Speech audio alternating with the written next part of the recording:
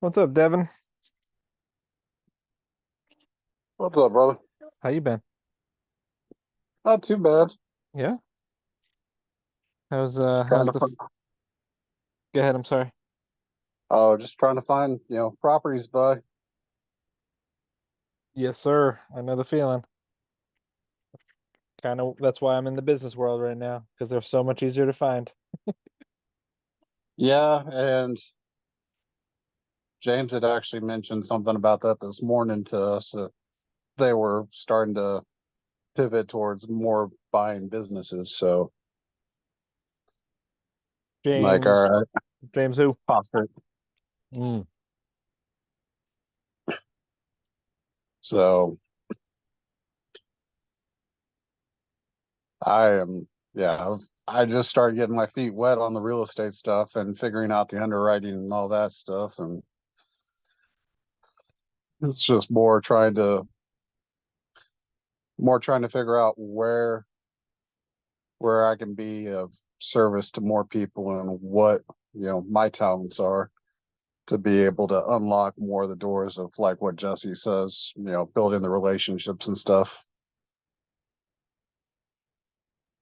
100%.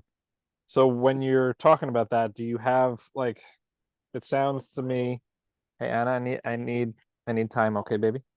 Um, so when you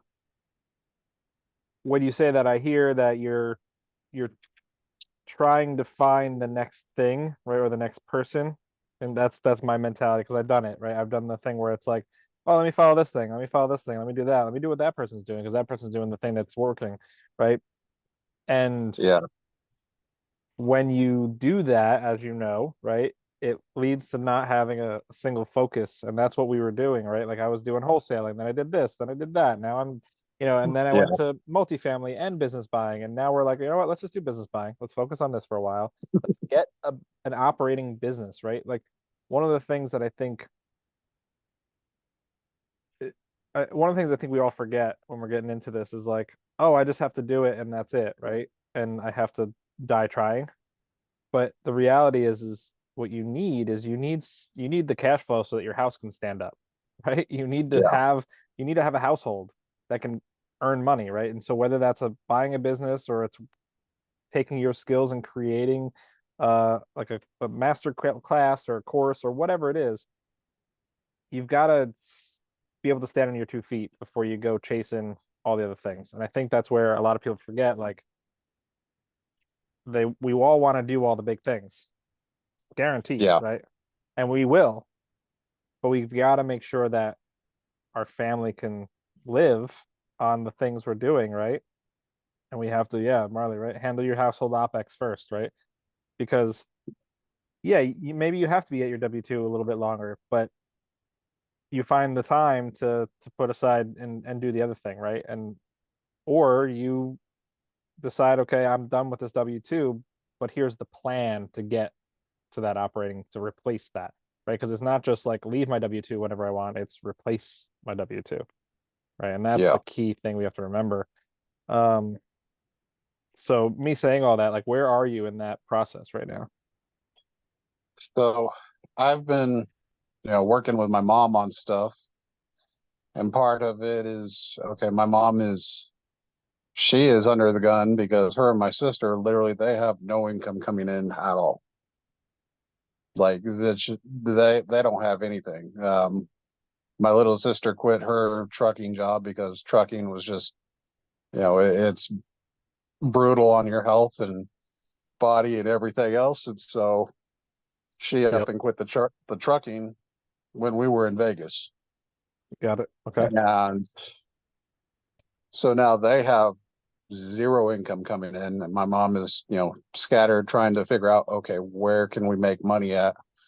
And everything that we were looking at real estate wise wasn't panning out. And so now she's trying to look at government contracting stuff. And I'm like, me, myself personally, I'm on permanent disability.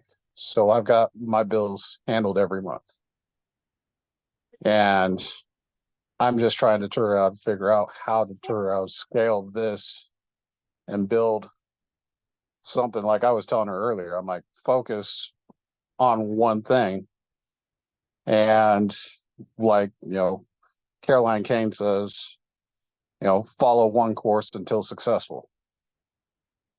So I'm like, all right, we need to turn around, and she's jumping from this to this, and oh, they're making money over here, and this could be possible a lot sooner. And I'm like, we're not even doing this yet. And so trying to have that process and have everything lined out while they're, stressed to the max because they've got house payment and truck and vehicles and all that, and they have not done one to be able to back it up. So yeah, so what I'm hearing is trying to chase the thing that you think is going to work, right? But there's also the two sides to that coin, right? You could be going down the rabbit hole of one thing and not moving the dial forward and Yeah. think you're doing stuff, right? There are plenty of people who are successful wholesaler, plenty of people who are successful at buying businesses, acquisitions, whatever it might be. And then there's plenty of people who are almost you talk about professional like athletes versus a D3 or whatever, right? They're making some money, but it's not paying the bills, right? And I've gone through that. Like it's until you find the thing that you're gonna be successful at, you're not going to be able to move that dial forward until you actually say, okay, I'm actually committed to doing X, Y, and Z, and looking at those numbers and actually sitting there and hitting those KPIs, right? Those things that need to be hit. And Marley, you're way better at that. And Jaylen, I think you'd be a great person to talk on these 2 points because I know Jaylen started his own business, and you know when you have a roadmap versus go figure it out, a lot easier to do. And so Marley, you're good at making those maps, and Jaylen, you're really good at implementing those. So would you two be able to like talk on those couple points for a sec? Yeah. Do you want to jump in first or should I, Marley? No, take the reins. Dude, I could share a little bit about my story as well as because when you jump into something trying to leave the W-2 and you say, okay, real estate is going to be the vehicle, right? And ultimately, it doesn't matter what the vehicle is. You just have to choose a vehicle. I know a lot of us chose real estate. And so you get into it and you discover like, okay, number one, whatever vehicle you choose is going to take a good amount of time to get good at. Can you guys hear me with the kids in the background? You okay? Okay, Yeah, you're excellent. good. All right, cool. I got a 2-year-old who's kind of upset. Um, when you choose a vehicle, you're gonna step in and you're gonna suck at it, right? And that's normal. The time that it takes for you to get adequate enough to make the kind of income you need will vary. For me, it was from like 3 to 6 months, and I tried to cram that into a month and a half, right? I jumped into real estate. I took a month and a half, and I was like, "Oh, I'm gonna put everything I have into it and see what happens." Only thing that happened by the end of that month and a half where I didn't actually adequately plan, I just kind of threw it together. Only thing that happened was I was stressed on my mind. I was forcing myself to try to perform at a level where I didn't give myself enough time to learn. And I was like, well, crap, time to go back to the W-2 because I didn't plan adequately. And so that was almost a year and a half at this point ago. Um, over the last year, I went back, I created a plan, I started a business from scratch, which involved getting a different course. But over the course of that year, it allowed me to scale it up properly to the point where I could leave where I was to get to where I was going. So I say all that to give you the point of the transition is going to take time. But I know you're okay, but you have the your mother or the other two people you were speaking of, right? Yeah, my mom, my sister. Mom, your sister. Yep. They're gonna suck at it at first. That's perfectly fine. Um, either way, it's more than possible, right? And if any of you guys have any questions about like building a business, it's okay. I don't 100% recommend it because you're starting from nothing and you have more control, but ultimately, um, you're starting from nothing. That's the downside versus what we're doing here, where it's like, okay, buy a cash only business and you can ease and transition to it a lot better. Yeah. Yeah, I mean, it's my mom has experience. Her and my dad were self-employed for 17 years out in California, did long-term care planning, living trust, senior, senior senior care policies and all that. And they had over 2,000 clients all up and down the whole entire West Coast out there. So it's just, yeah, trying to make the connections and build the connections and build the relationships to then be able to step in and say, okay, we've got people that have, this amount of money to be able to put towards the different projects and stuff. And yeah, finding the money has been like our hardest part. I can find certain deals, but at the end of the day, it's like, yeah, I can come across stuff, but if we don't have the capital in place, and we're just DOA on it. But yeah, I hear you as far as, yeah, I've been in the real estate stuff for about a year now. And here the last several months, I've really dived into underwriting and trying to learn as much as I can with the underwriting and just cram and just learn. And then at the same time, it's like, yeah, my mom's like, okay, I need you to do this and this and this. And I'm, trying to balance all the hats. And I know Jesse says, and like Shane, when he was as far as up in Vegas, delegate and find the different people that we can turn around and put the different tasks on. It's just more trying to find those people and connect with them. Yeah. I mean, have you reached out to communities that you're in? So I've talked to, a few different people, but I've been, I guess, more or less, I'm more of an introvert. I don't really put myself out there much. And that's my issue. Mhm. I've left a lot of, my mom trying to make the connections. So my mom and my sister are in sub 2. I'm not actually in sub 2 as far as I can't get access to the Facebook, the private group and stuff. I still have to pay the $2,000 to be able to get added onto their membership.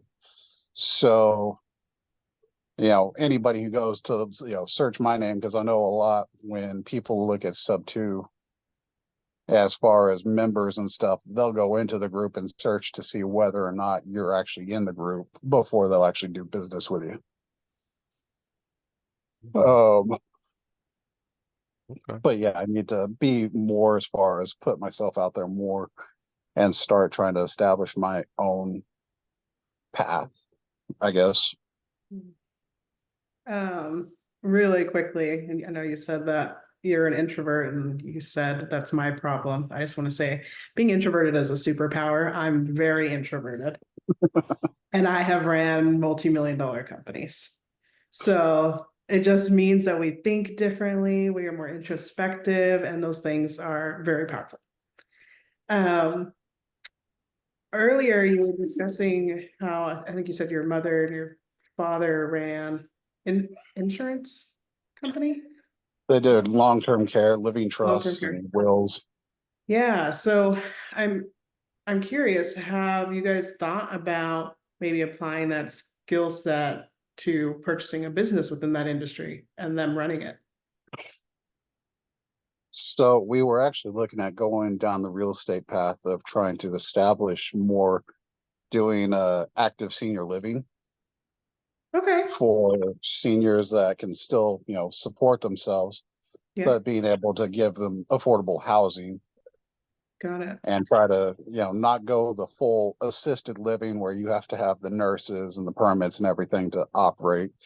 Yeah. But that is one of the paths that we were looking at for real estate right now and trying to do that. Got it.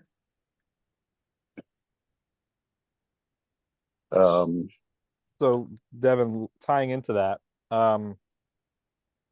what we're doing here, right? We're focusing on business, right? Like we want to make sure I get the concept, right? They have the skills to run those things and to do those things, and that's awesome.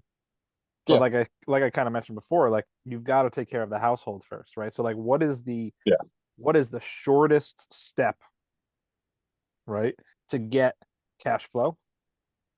And then also, I mean, it's going to take time, right? It's not going to happen next week, right? Just like any of these properties, they're not going to get filled until 6 months from now. Don't kid yourself, right? But Yeah.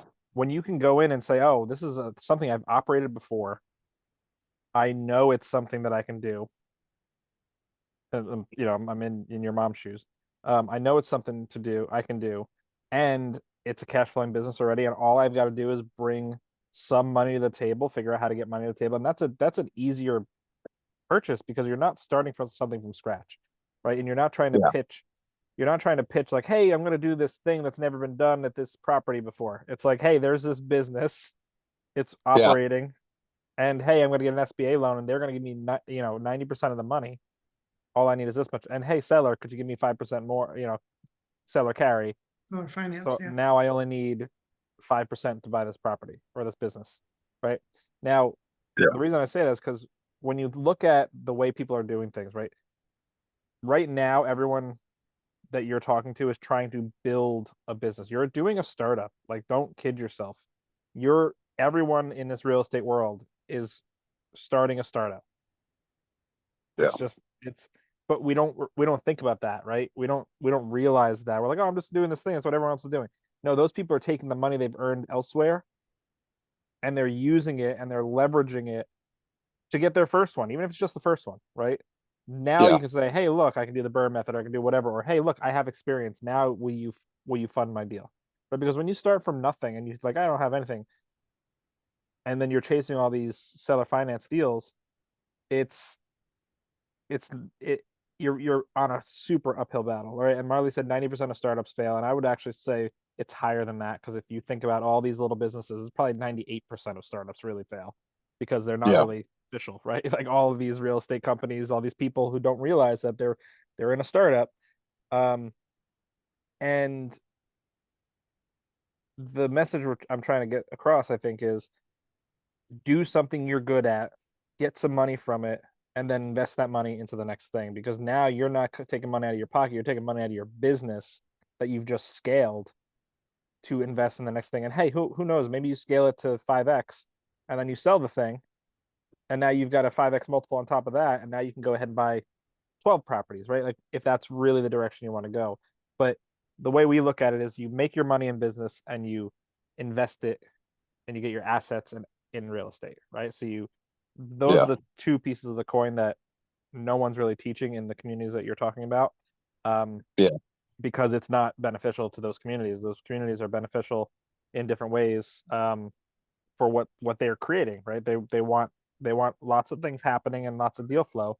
And so just keep that in mind as you I mean, you're here for a reason, right? So we're gonna start going over some deals today. Actually, I think we have a redacted one from last week, right, Jaylen? Or do we have a new one? Yeah, we have some redacted ones. Beautiful. So we're gonna go ahead and look at some deals, and look at it at a high level, right? It's the first look, right? We've reached out to the broker, and I'm gonna kind of start over. I know there's a couple of people who have been here and there's a couple of people who have not, so I'm just gonna kind of backtrack and talk about what we look at. I try to make this as clean as possible. We've got about 40 minutes left, because I know everyone has families and stuff, so we're gonna try to keep it concise. Before I start, is there anything specific, Tyler, Sophia, and Michael, are there anything specific you want us to focus on or talk about?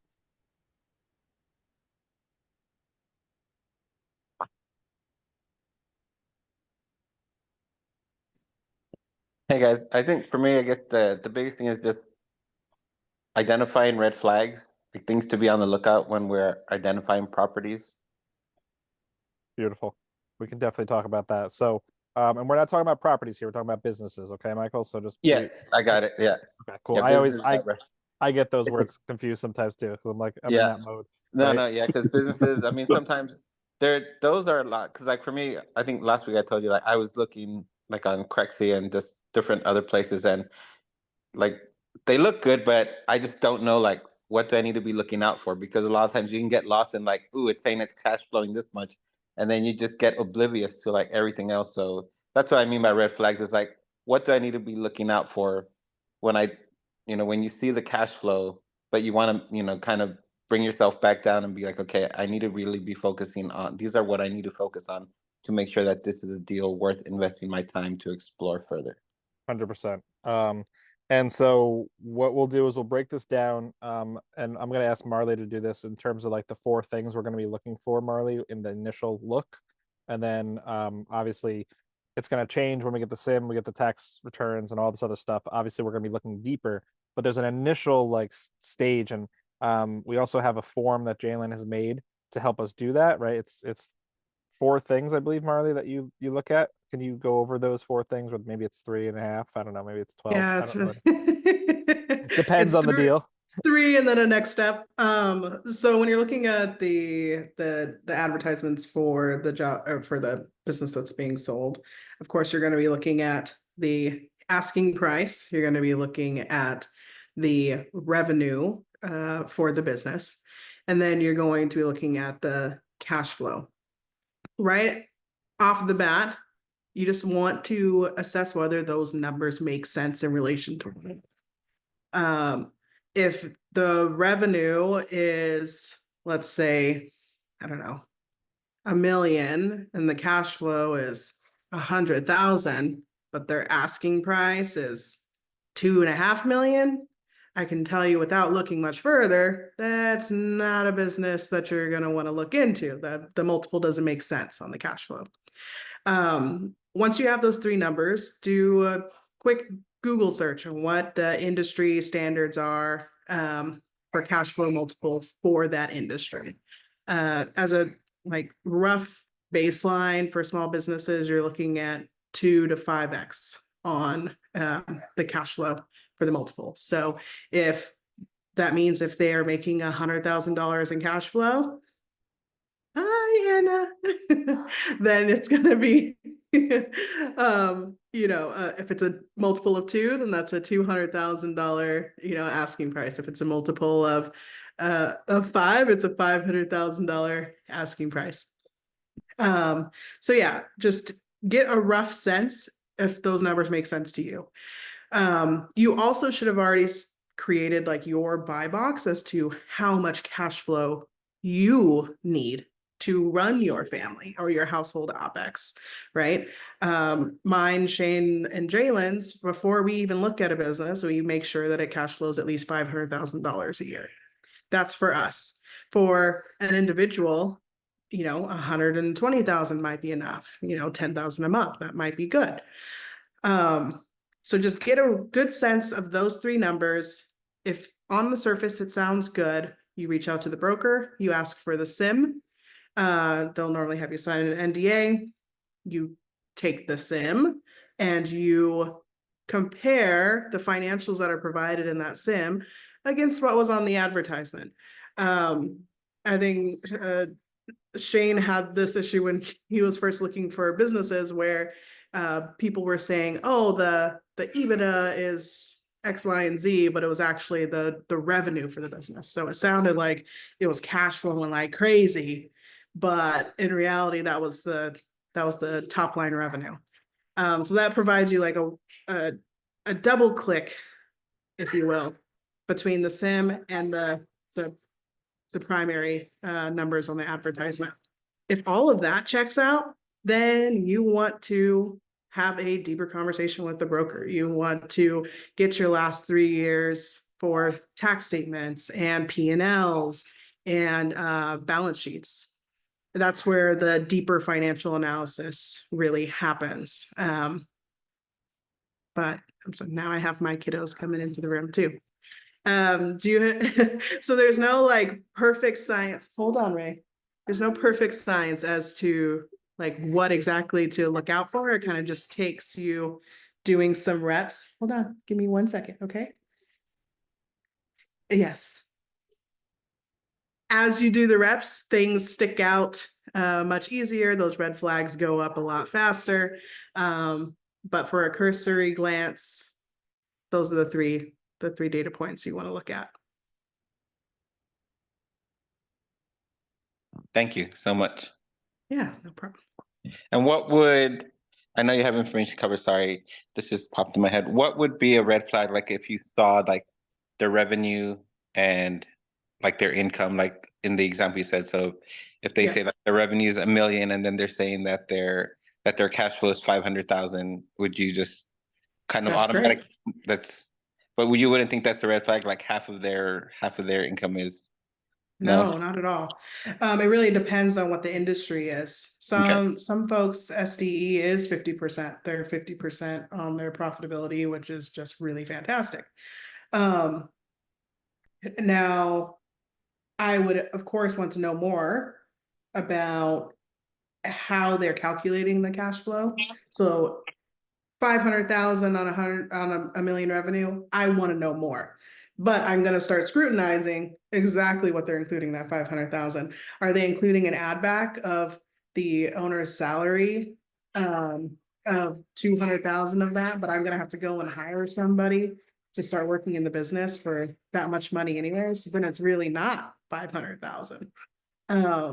Things like that, which again, it kind of takes deal by deal, red flag by red flag to kind of start seeing. But honestly, there is similarities in the things that people try to pass off, which you'll see over time.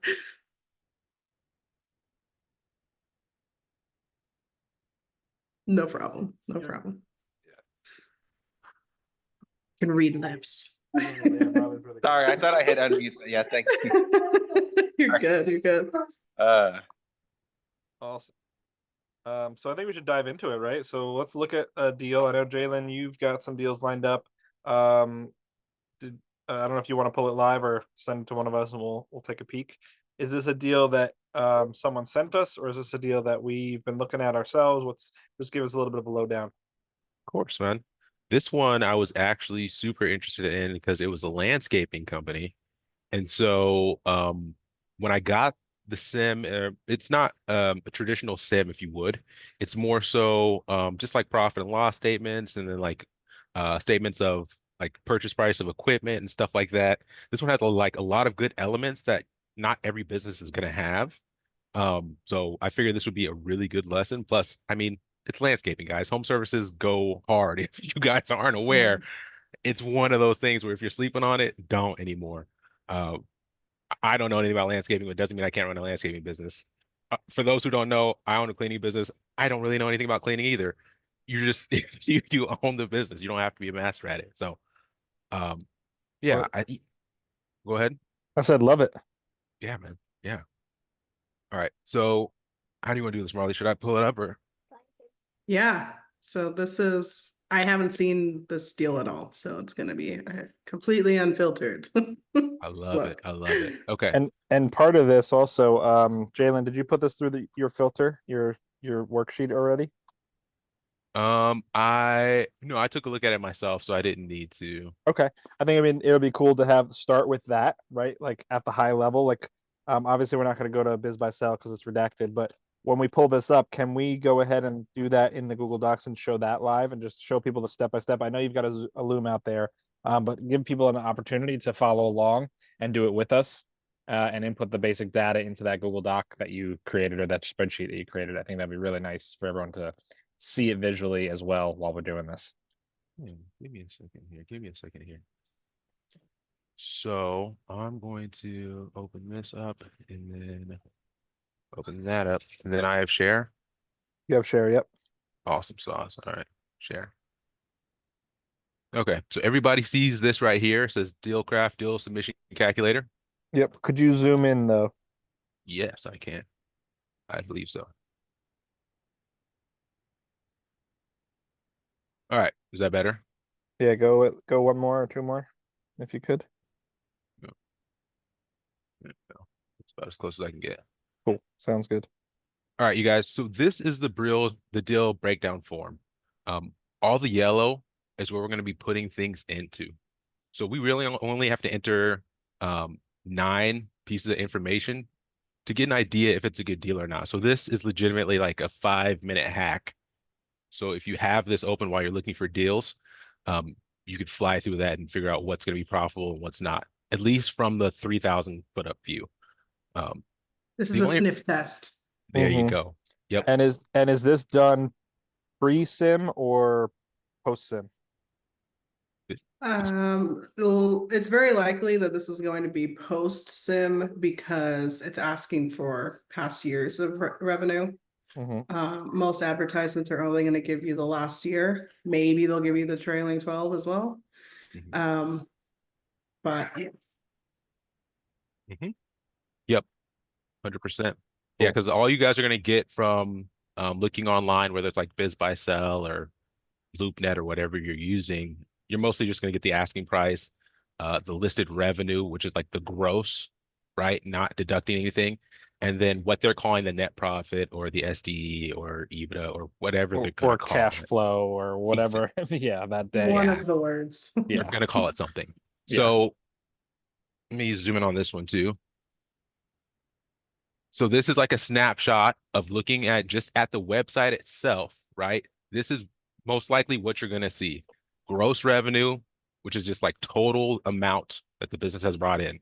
Okay. Not deducting anything. Customer pays. This is all the customers that have paid. Then we have the cost of sales itself they've taken out. That's fine. That leads us to the gross income. Okay. Then we have the operating expenses, which 5,120,000 there. We have the operating income. You guys see it there? So that really quickly, operating income, that is your net profit. That is your cash flow. That's your net operating income. One of those words is what you're gonna see. That's the cash flow metric. There we go. They called it operating income on this one. Yep. I love how it's called a million different things. Okay, then we get past the adjustments, right? So these are the things that are added back in, correct, Marty, that aren't necessary 100% to the business, but the current business owner is doing these things. Yes, exactly. So the adjustments are any expense that is not required to successfully run the business. Here the person has their salary as an add back. Again, if they are in the day-to-day, that is not a proper adjustment, right? Because we will have to hire someone to replace the owner if we are not planning on stepping into that seat ourselves. So I wouldn't consider that a part of cash flow. Depending on this person's situation. If they are just an owner investor, then cool. That's a great add back. Business consulting, we would need to learn more about what that actually entailed. If it is something that, let's see, what consulting would be a requirement. Let's say it's a marketing consulting agency. That one may not qualify as an add back because that might be needed to continue keeping the revenue or any growth rate going that is currently happening. And then automobile and truck expense, those ones are normally fine to add back if the vehicle that they are referring to is their personal vehicle that they were just running through the business. A lot of small business owners do those things. That's an adequate add back. Everything else is pretty typical. You'll see interest added back. Bank charges are likely from, actually, I don't know what that would be from. Some level of fees. Yeah, they did something there. Okay. I love it. Does that make sense to everybody? Get some nods if that makes sense to everybody. If not, we can clarify it because it's super important to get a thorough understanding. There's no such thing as a dumb question. Trust me, I've asked them all. So, okay, awesome. All right, so again, this is telling us that the adjusted cash flow is 476. Again, we can see that this was great for Michael. We could see that they did the owner salary. We're probably gonna have to put somebody in there if we're not gonna be an owner operator. So this is probably a lot closer to 410 than 476. But you mentioned red flags earlier. This is a real easy one to look at. Okay. If not red flag, at least like a warning or like a hey, look at that. Okay. All right. So this is not even having the sim. This is just looking at the information provided. So from that, we know what did it tell us the asking price? I think it just told us the revenue. Okay, it just told us the revenue. It did not tell us the asking price. It did give us the listed revenue.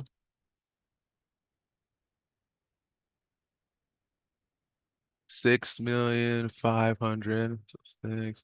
So 650. Okay. All right. And then net profit, it told us it's saying it's at 476. We could put in 476 just for giggles to see what happens before we get the sim. Okay. Just from these two things alone, it's telling us that it is cash flowing. Well, we know it's cash flowing, but essentially what this calculator is going to do is for you guys, we recommend having a business that's doing at least bare minimum $120,000 a year in net profit. Bare minimum. Okay. Why? Because having 10K a month is nice. Like the whole goal is to quit your 9 to 5, not be a slave to something that's not going to pay you. The purpose of the cash flow test in the submission calculator is that it's going to take whatever net profit that you put in there, cut it in half, and if that is at least 120K, it's going to say this is worth looking into deeper.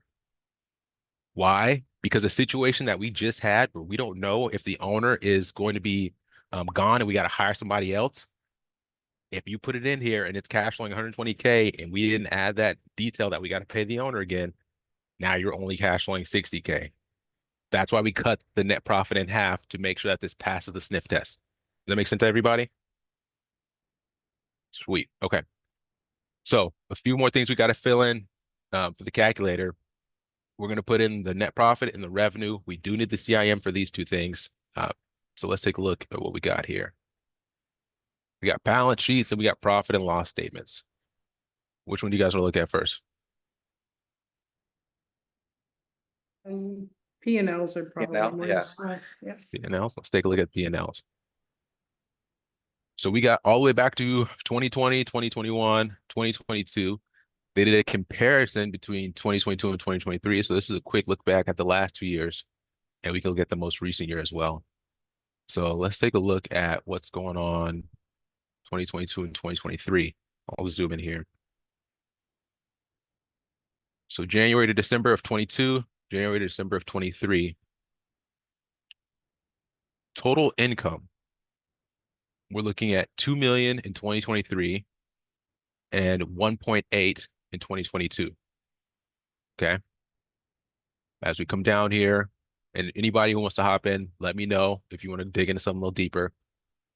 We're going through cost of goods sold. All the COGS in 2023 are coming in at close to 300,000. In 2022, they spent double that. So that's nice to see that they're lowering their cost of goods sold. Okay. So then we get into gross profit. And Jaylen, I do want to jump into that real quick. So, Do it.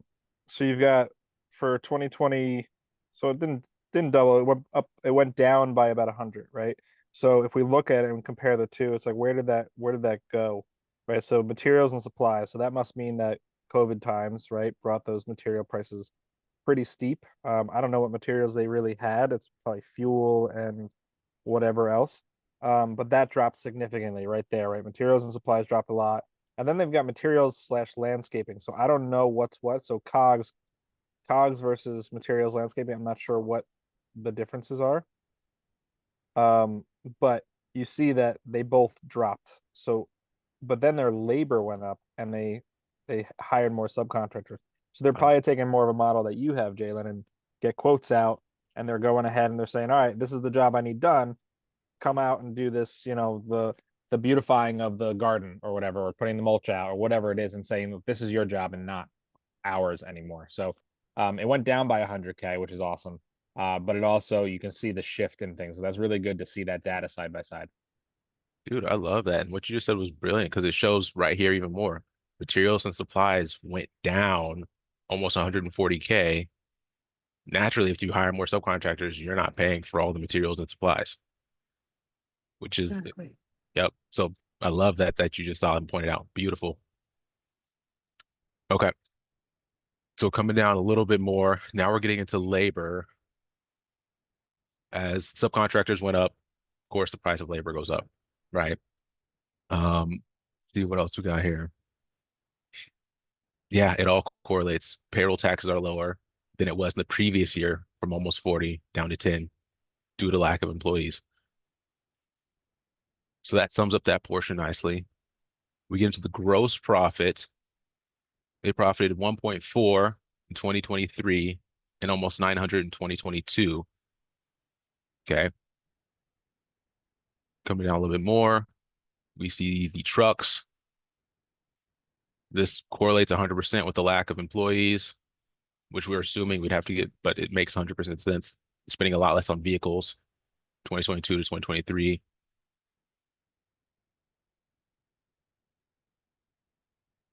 What is this? That's a lot cheaper as well. Bundled insurance is cheaper as well. Okay. Excellent. All right, so going through more here. Otherwise, there's not huge differences in rent. Internet's about the same. Utilities are about the same. So total expenses are really, really close. Either way, the end here, the operating income, 2022 was almost 700,000. 2023 was 1.2 million. Anything else stick out? Go ahead. This is the same one we were just looking at. This is Why is the NOI so different in the P&Ls than on the advertisement? I'm pretty sure they're doing either a year to date. We haven't even dug into 2024 yet. The advertisement was either an assumption of the year 2024 or year to date 2024. Okay. Yeah, Yeah. it's odd that they wouldn't have given themselves at least a trailing 12 because this NOI is worlds better than what we were just looking at. Well, let's take a look at anybody have any more questions about 2022, 2023 before we move on to 2024? No? Okay. So let's see here. I'm all zoomed in, so I can't tell. All right, so this is January to March 2024. Let me check this one out real quick too. Okay, so it's pretty much the same thing. All right, so this is this year at a glance. I wonder if they did do the trailing 12 because they're only showing 713, and I believe that they were saying before it was like 6.5 that 6.5 as revenue. Yeah, this is only 3 months of P&L. Do businesses typically forecast in an attempt to look better, or would they do? Wouldn't trailing 12 be more accurate? A trailing 12 is more indicative of like how it is, the trajectory that it's currently on, right? So they would either use trailing 12 or they would use the full last calendar year. That's why I'm still kind of confused. If they don't, it doesn't make sense from an advertisement perspective to only do what cash flow they've made for the year of 2024 because it doesn't, like on paper, it doesn't look as financially healthy as it appears to be on the P&L. So it's very interesting. Yeah. Yeah, this is what you guys are gonna run into. The questions of why did they do that? Yeah, Okay. why did they do it that way? Okay. They didn't have an asking price, right? Not that I saw. I can go check it out. Yeah, I hate bid style. It's like the bane of my existence. But generally when they do that, they have something good in hand, that they're looking to create like competition in offerings versus giving an asking price for people to react to. Yeah. Drive up the bid if you would. Yeah, exactly. Okay. Well, from the 3 months that we can see here in 2024, we can at least check out, okay, 713 in 3 months. It's not bad there. COGS are coming in a little bit over 10%. Cost of goods sold, okay. Is that all they're counting? That's all they're counting on this one. Subcontracted labor at 19 for 3 months. That seems lower as well, doesn't it? I know it's only 3 months, but just the trend itself.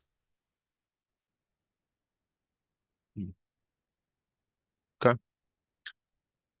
So Yeah, is it showing labor? I couldn't tell, like their own in-house labor. The sewing subcontractor right here. Yeah, so something's off on this document, right? Because like they're not even showing their labor for the past 3 months in-house. It's Mhm. $210, right? So who knows? Maybe they got, they've only done a few deals. Like we really don't know what's going on here because it's just not clear. I think the other two were a lot clearer. Is there any way we can pull those data points and drop it into our form and just see what that populates just as a high level? 100%. See this one right here. All right. So we're looking at the net profit. We can find it from 22 and 23. So 22 on the right, 675.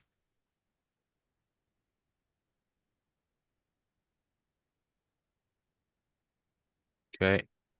And then on the left, we got 1.2 here.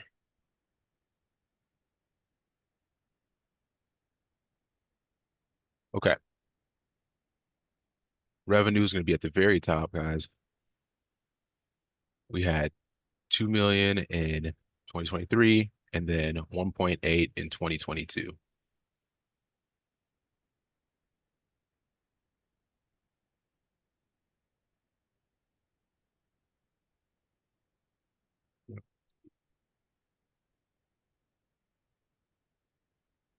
There we go. Okay, all we need left is 2021. And then once we get that net profit and revenue in, it will give us an average. And that average will give us our multiple when we look at the asking price. All right, so let's check out 2021 right here.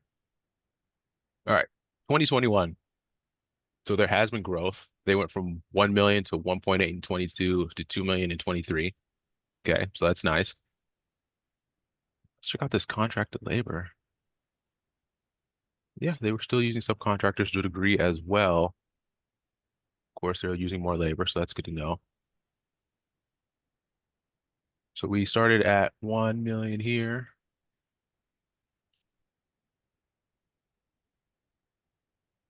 And let's take a look down at our net income of 78,000. That's wild.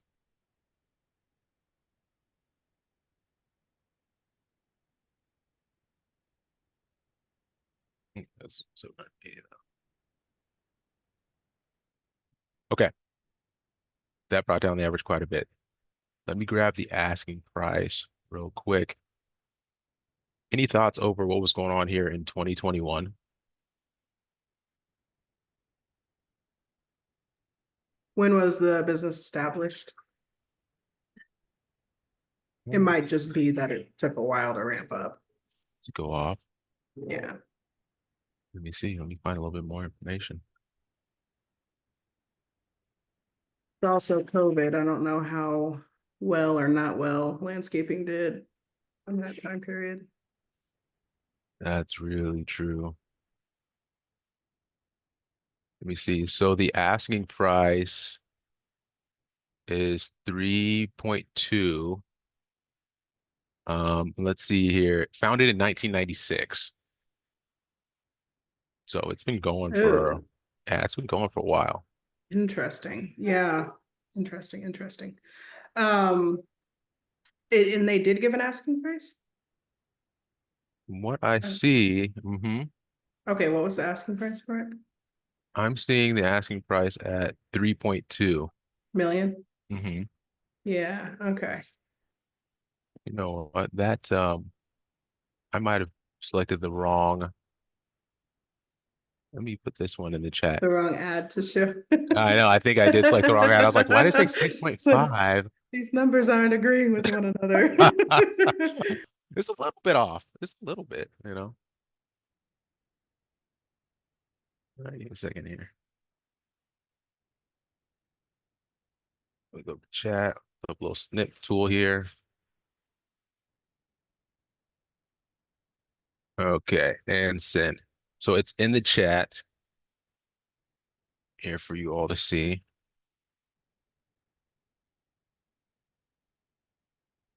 Take a second to load.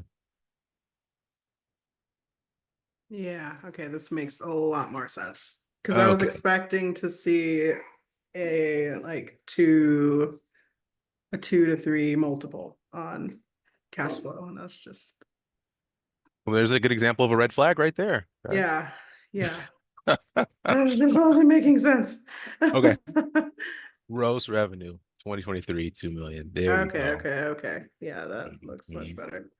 And they're looking for, what did you say, 3.2? They're asking for 3.2 and the multiple is 2.2x. Yeah. Mhm. Yeah. So Okay. that's not outside the realm of normal. It's not crazy. You of course will still want to negotiate, and there's a lot of ways of getting very creative. Business buying was the first place I believe that creative buying purchasing started, even before real estate. Um, Mm. You know yeah, what? I really like this with the net profit that you did here, Marley, yeah, because 2021, I mean, of course, given COVID and landscaping, maybe people weren't getting a lot of their lawns cut, but still, yeah. this brought down the overall average. And so on paper, they're advertising it as a 2.2 multiple. When we look at the average of the last 3 years of actual profit, guys, it's more like a 4.9 multiple, Yep. right? Yeah. So You always that's want to take the average of the last 3 years, don't just give them the credit of the most current year.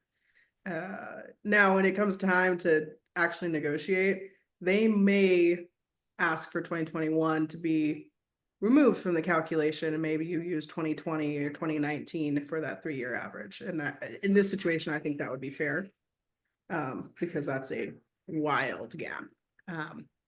But even still, I don't imagine. Oh, you have 2020. Look at that. Let's see. we do. Oh, 2020 was not a good year. Oh, that's worse. Yeah. Um, I mean, that's COVID too, so I don't know. That's when you kind of like give them the option. You're like, well, you can use 2020 or 2021. You pick.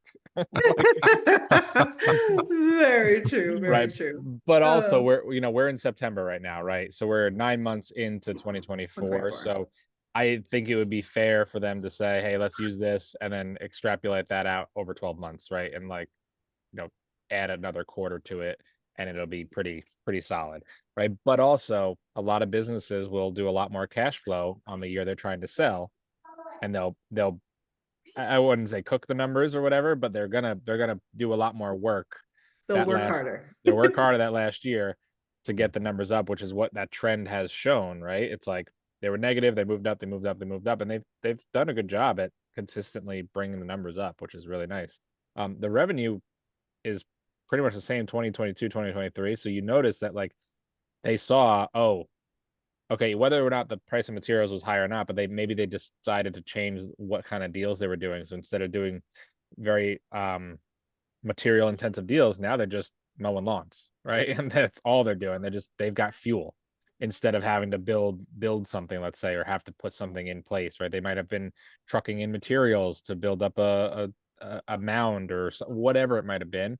So they seem like they've gone and decided, okay, well, the revenue is about the same, but look at how much more I can profit by doing subcontractors and by like not having as high cost of goods because I'm not doing those types of projects anymore. That could be one way they did it. And that would be something I would have a conversation about. Like, why is this such a big jump? How did you get from there to there? I like it. I like it. Cool. And so Jaylen, so now you've done this thing. Obviously, the multiple is kind of bonkers, but it hits the cash flow test, right? Mhm. So if and can you tell us the breakdown on how you got that? So I think you have like a formula in there to give everyone an understanding. Like the cash flow test is based on, I think it's a percentage of the current cash flow. Yeah, the cash flow test we talked about a little bit, which was just, hey, does it do at least 120, number one, and then if we double that to accommodate for whatever the buffer is going to be, will it do that amount, right? So if our minimum is 120, does a business produce at least for $240,000? Mhm. If that happens, this does turn green. Right. We're pretty close right here. Pretty close. Yeah. So you Yeah. basically said, okay, net profit is 467 we're gonna pretend that your financing, your expenses, all the other stuff that you're not thinking of right this minute. This is just a ballpark quick one, is about 50% of your expenses like that you're not thinking about right now. So essentially what Jaylen did was he said, okay, take your net and then cut that in half. And that's really where the cash flow is going to be if you're financing this business and all the other expenses that you're not thinking about. It's about at that point. So obviously you got to dig deeper and figure out your financing and everything else, but straight to the point, like it's pretty solid of a deal. It's going to cash flow to, what is it, 240 almost, where we're targeting.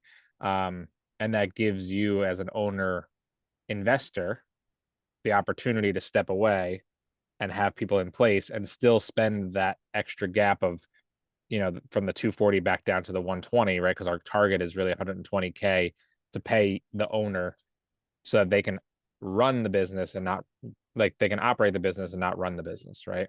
And so keep that in mind, that is a very, very simple way to look at this stuff.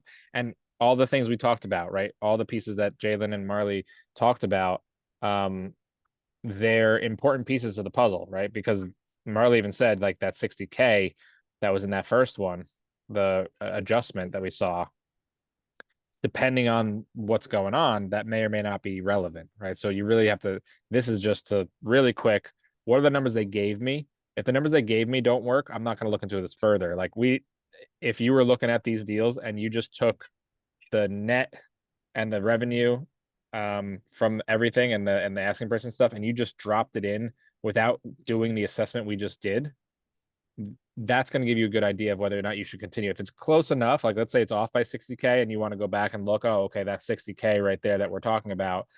Okay, maybe, like, it may be red right now, but if that was not the case, then maybe this would be green, and maybe that's worth looking into. But for us, if I were looking at this, like if we went number for number, we went through like Jaylen just did and just dropped all the numbers in without even trying to assess the deal, you can literally take this form, go through, drop all the info in, and then submit the deal, right? And that's the next step. And Jaylen, would you mind just popping that back up real quick and hit that submit button just so people can look at what the next step to that would be? Oh, of course. And this is for us and everyone. We want you coming back with, like, you should all have 10 deals by the end of next week, right? If you want to look at one that's going to work, you should be requesting 10 deals. So there, right now, the ratio of how it works, everyone, if you, same thing in any type of asset purchase, you look at 100 deals, you narrow that down to 10 possible deals that are potential cash flows, and then you're going to end up buying one. So you need volume to get to where you need to be. Just like if you're looking for private money lenders for anything to purchase and to give you money, you need volume. It's a 10% rule. If you market to 100 people and you get in front of 100 people to say, hey, who's interested in coming to this meeting that I'm putting on, only 10 of those are going to show up. And then out of those 10, only one of them is going to want to invest, right? So it's a ratio of, it's like a 110-1 rule. All right, let's do that real quick, Jaylen. And I do have to bounce as well. So yeah, if we can take a peek at this. So once you find this, folks, I'm gonna let Jaylen talk, but pretty straightforward what this is. Yeah, this is just the NDA, the non-disclosure agreement that says that, hey, by you sending this in for all of us to take a look at and learn together, or if you just want to send it and we can have a chat with it on the side outside of this call, 100% fine. We're not interested in going around you or trying to steal the deal. Like, we're good. We're more so just here to help you guys figure out what it takes to get the deal going so you can benefit. So this is just what we'll sign, and we're already on it, and then you guys can put it on it, and that will allow you to upload the file so that we can all look at it together. Because when you guys do sign that SIM for the broker to send you the information, it is all confidential. And this right here brings us into the fold, so we don't say anything about it, of course. We're pretty much on your team. 100%. 100% on your team. Yep. Yeah, and we'll before we bring it out live, we'll make sure the info is redacted just like we did today. It's like we're gonna make sure that it's not giving away anything so you don't get in trouble, because again, you are the one who signed that NDA with the company. So we want to make sure that you're covered. Everyone's covered. No one's gonna steal your deal. We're here to help. All right. So thank you all for coming tonight. We really appreciate it. We hope it's helpful. If, again, I know I've said this a few times, but if you could all invite people that you think would be interested, if you can all put a post out, that'd be the biggest, most amazing thing. Jaylen, you got something? Dude, I didn't even mention we just recorded, maybe I shouldn't tell them this. We just recorded a bunch of content that I'm about to put into the school group on Ooh. Friday, and it's You're gonna you, walk through. you're gonna drop that right now? You were gonna I thought we were saving that. You're gonna Well, drop that. Oh, it's gonna be in this, at least it's gonna be in the school group. I'll all throw it right. out there. All This right. dropping this Friday. Okay. So essentially, because we're just trying to create a community where you guys can ask questions and just gain knowledge, right? We don't learn alone. We learn, well, maybe you do learn alone, but I learn from engaging with people and asking really dumb questions and getting looked at funny. And then I'm like, okay, that's why that makes sense. So 100%. yeah. Awesome. Awesome. And Thank you guys very much. This was really good. This is eye opening. I mean it. I've been on a few other ones before when you did it, but like this, yeah, this was great. Thank you. awesome. Cool. Thank you, everybody. And Jaylen just dropped the school link in there if you haven't already done that. Take a look at that, drop yourselves in there. We'll give a couple seconds for you all to click on it if you want to. And Jaylen, is there any other way for them to get access to that? Are they getting it? It should be in the emails as well, that link is to get to the school. We haven't been super public about it. We keep it very nice, tight knit. So Yeah. I guess as long as, let's say this, you can share, we'll share with the people here because of course they're showing up, they're cool. If you guys know anybody who's also cool, you can share it with them. If they're not so cool, don't. That's all I'm saying. Love it. Love it. Awesome, everybody. Thank you so much. We really appreciate you all being here every week. Again, invite people, see who wants to join us. And yeah, there's going to be some really great content in there that we're dropping in. So please check it out. And we hope to see you all soon. Thank you all. Thanks, y'all. Thank you. Bye. Bye.